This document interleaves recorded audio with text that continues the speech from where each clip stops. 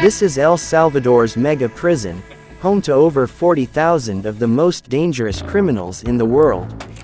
A fortress of fear, built to lock away gang members who once terrorized the streets. No beds, no privacy, no second chances, just endless days in a concrete hell. The government calls it a victory. Human rights groups call it a violation. But for the prisoners inside, it's something far worse, a living nightmare. There are no windows, no natural light. Inmates spend 24 hours locked up with no idea if it's day or night. Food, a single meal, thrown through a slot. Showers, once a week, if they're lucky. Ex-gang member. In here, you don't survive by being strong. You survive by losing hope. El Salvador's president, Nayib Bukele, built this prison as part of his war on gangs. Since its opening, crime rates have dropped dramatically. But at what cost? Thousands have been arrested without trial. Families torn apart. Justice, or just a new kind of terror? Is this the price of peace?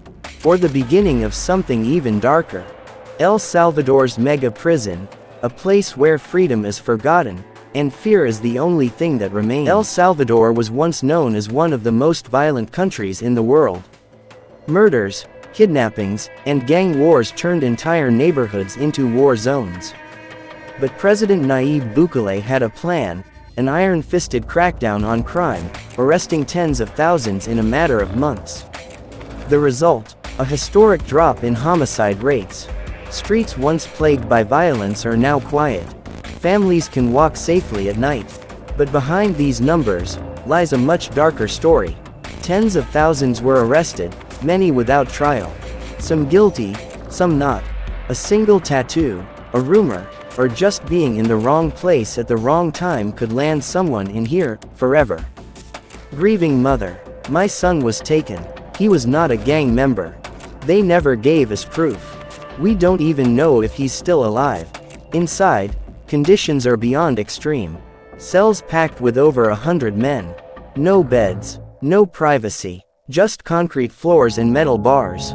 There's no talking, no sunlight, just 24 hours of confinement, surrounded by men who once ruled the criminal underworld.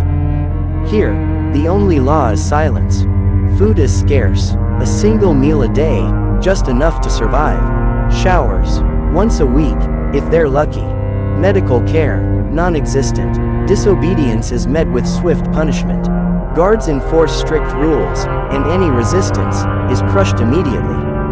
Ex-prisoner. They don't treat us like humans. They treat us like animals. You can feel the fear in the air. Everyone knows, if you step out of line, you disappear. The debate.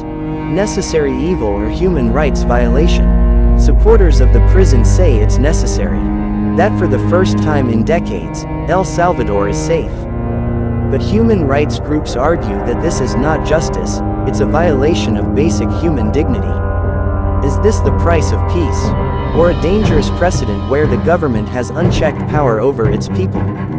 For years, these streets were ruled by fear. Now, they are silent. But how long will it last? And at what cost? What's next for El Salvador? El Salvador's mega prison is not just a place. It is a symbol of a country's desperate attempt to reclaim order.